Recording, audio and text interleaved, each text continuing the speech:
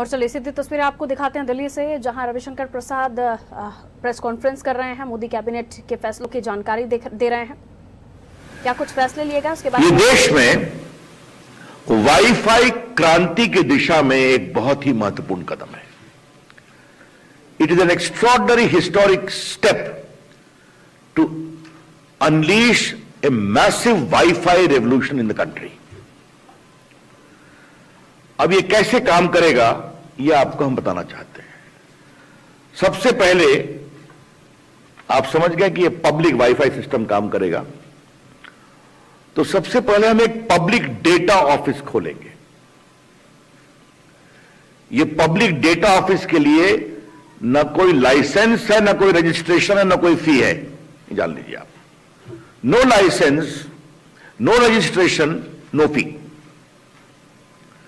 ये कोई परचून की दुकान हो सकती है, ये कोई चाय की दुकान हो सकती है, ये कोई छोटा सा कोई पब्लिक ऑफिस हो सकता है, या कोई भी इस दिशा में, जैसे आपको मालूम है हमने कभी चर्चा पूर्व में की है, हमारे लगभग 4.25 लाख कॉमन सर्विस सेंटर है जो गांव में, छोटे शहरों में डिजिटल सेवाएं देते हैं।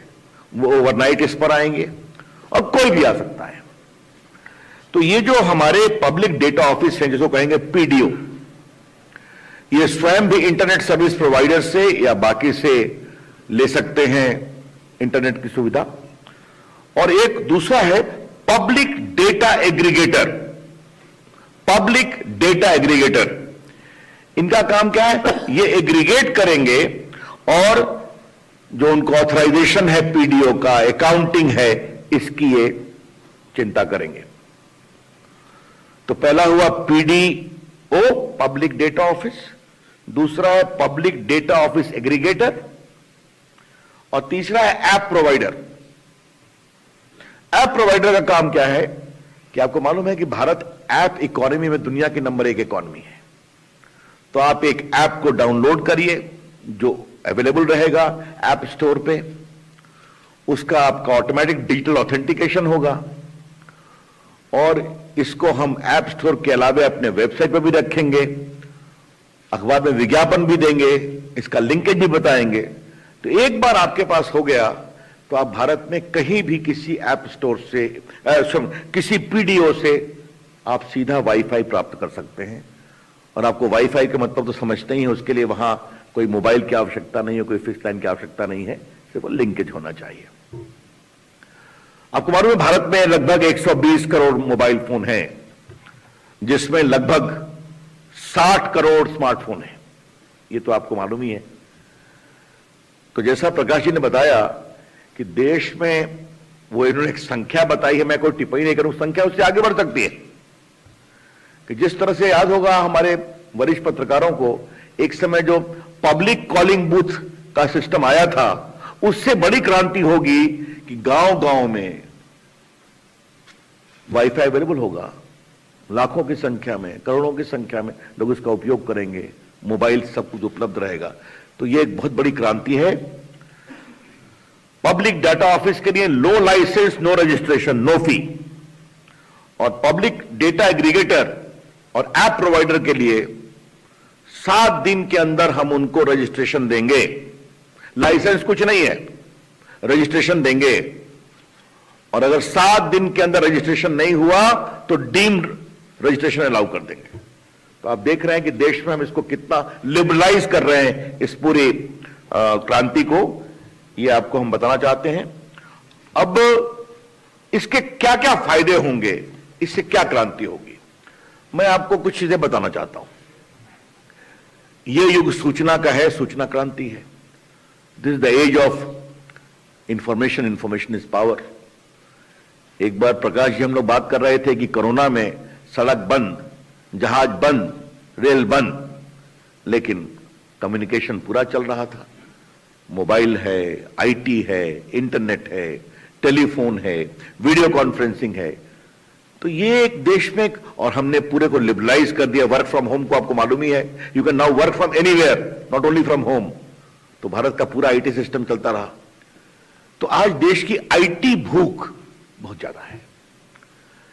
गांव गांव में बच्चे इससे किताब डाउनलोड कर लेंगे अपने गांव में, जिनको उस किताब नहीं है तो वाईफाई फास्ट डाउनलोड अलाउ करता है। आज किताबें डिजिटली उपलब्ध हैं तो उसको पढ़ सकेंगे। स्किलिंग का काम शुरू होगा, बिजनेस का काम शुरू होगा, ये पूरे पब्लिक वाईफाई की अवेलेबिलिटी से देश भर में।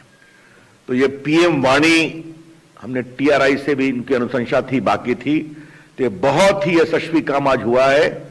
मैं पत्रकार मित्रों से यही कहूंगा कि ये डिजिटल बदलाव का एक बहुत बड़ा उपकरण बनने वाला है। PM Vani platform is going to be a very powerful transformative digital platform to empower ordinary Indians. ये मैं आपसे बोलना चाहता हूं। और खास करके मैं सुदूर इलाकों में डिजिटल एजुकेशन की बहुत बड़ी संभावना इसमें देखता हूं। मित्रों, एक दूसरा है जो चर्चा प्रकाश जी ने की कि नरेंद्र मोदी जी भारत के दूर दराज के जो हमारे द्वीप हैं, आइलैंड्स हैं, वो समृद्ध बने, वहां संचार बढ़े, इसकी बहुत उनकी चिंता होती है। आपने देखा होगा कि लगभग 1500 किलोमीटर हम चेन्नई से अंडमान अंडरग्राउंड सबमरीन ले गए, समय के समय पूरा कर दिया। प्रधानमंत्री ने उसको उद्घाटन भी कर दिया, आज वो काम चल रहा है। उसी प्रकार से लक्षद्वीप पे जो जितने 11 आइलैंड्स हैं, मेन तो उनका कवराती है, इसके अलावा मैं नाम पढ़ दूं क्योंकि लक्षद्वीप के लोग इसकी बहुत प्रतीक्षा कर रहे हैं और दूरदर्शन से मैं आग्रह करूंगा कि इसको जरूर दिखाएं कम से कम वहां पर। ये 11 आइलैंड हैं: कवराती, कल्पेनी, अगाती, अमीनी, अंद्रौथ, मिनिकॉय, बंगाराम, बित्रा, चेलाट, किल्तन एंड कदमत। आपको प्रेस रिलीज में मिलेगा। लक्षद्वीप में टूरिज्म की असीम संभावना है। मैं लक्षद्वीप हम लोग गए हैं, शायद प्रकाश जी आपका जाना, मतलब उसका जो ब्लू वाटर है, it is comparable to the best in the world, और बड़े शांत लोग हैं। तो वहां कनेक्टिविटी की बात हमेशा आती थी। तो आज ये हमने प्रस्तावित किया है, 1000 दिन में इसको पूरा करेंगे और इसमें बिल्कुल सेफ, सिक्योर, बीएसएनएल के द्वारा जैसे वहां उसको इंप्लीमेंट किया था, यहां भी इंप्लीमेंट करेंगे। तो ये भी, इसकी कुल राशि 1072 करोड़ की है, ये आपको हम बताना चाहते हैं, और बाकी सब कुछ इस पे लिखा हुआ है। और तीसरा जो हम लोगों ने एक बड़ा निर्णय किया है, जो प्रकाश जी ने आरंभिक टिप्पणियां की, कि हमारे प्रधानमंत्री जी हमेशा ये आग्रह करते हैं, निर्देश रहता है कि नॉर्थ ईस्ट की चिंता होनी चाहिए। हम लोग अपने सारे विभाग में उसकी चिंता करते हैं, और वहां कनेक्टिविटी तो बहुत बड़ा विषय है। तो 4G का काम बाकी सब जगह चल रहा है, कई जगह पूरा हो गया है, आसाम में, बाकी जगह पर 2 जगह बचे हुए थे, एक अरुणाचल प्रदेश और दूसरा हमारे 2 जिले कार्बी अंगलोंग और दीमा हसाओ आसाम के। तो आज हम 4G कनेक्टिविटी के लिए आसाम के 2 गांव और पूरा अरुणाचल ये 4G हो, तो इसको हम बिल्कुल आज प्रधानमंत्री जी की अगुवाई में कैबिनेट में हम लोगों ने इसको अप्रूव कर दिया है, जिसके अंतर्गत लगभग 2374 गांव, जिसमें 1683 हैं अरुणाचल में और 691 हैं दोनों जिले आसाम के, और हम 1533 मोबाइल टावर स्थापित करेंगे 4G के। तो आप देख रहे हैं कि आज ये तीनों निर्णय, वाणी, पीएम वाणी, लक्षद्वीप में अंडरग्राउंड केबल कनेक्टिविटी के लिए, और तीसरा अरुणाचल और असम के 2 जिलों के लिए, तो देश की संचार क्रांति की दिशा में बहुत ही महत्वपूर्ण निर्णय है। तो ये मुझे आपको बताना था। धन्यवाद। गंगवार जी, आप अभी बताओ। धन्यवाद। हमारे साथ बैठे हमारे दोनों वरिष्ठ सहयोगी साथी मित्रों, आज जैसा भी बताया गया कि माननीय प्रधानमंत्री जी की अध्यक्षता में कैबिनेट ने एक आत्मनिर्भर भारत रोजगार योजना को मंजूरी दी है। मित्रों, हम जिस मंत्रालय में हैं, सामान्यतः लोग कहते हैं कि पूरे 1 साल में नौकरियों के अवसर कम हो रहे हैं, खत्म हो रहे हैं, पर हमने इस महामारी को कैसे पॉजिटिव बदला जाए, इसके हिसाब से काम किया है। कोविड-19 महामारी के परिप्रेक्ष्य में इस समय आत्मनिर्भर भारत योजना एक तरफ एक नए रोजगार सृजन की ओर आवश्यक प्रोत्साहन दे रही है, वहीं दूसरी तरफ हमने सीधे उद्योगों के रूप में उनको वित्तीय सहायता भी पहुंचाने का काम किया है। इसके अतिरिक्त इस योजना के माध्यम से ज़्यादा से ज़्यादा कर्मचारी सामाजिक सुरक्षा के दायरे में आ पाएं। इस योजना के द्वारा हमने इनफॉर्मल से फॉर्मल इकोनॉमी में भी जाने की दिशा में काम किया है। मैं एक आपके संज्ञान में लाना चाहूँगा, हमारी सरकार जब 2014 में आई तब हमारे देश में इस फॉर्मल इकोनॉमी के अंतर्गत, फॉर्मल रोजगार के अंतर्गत करीब करीब 6 करोड़ के आसपास कर्मचारी साथी काम करते थे।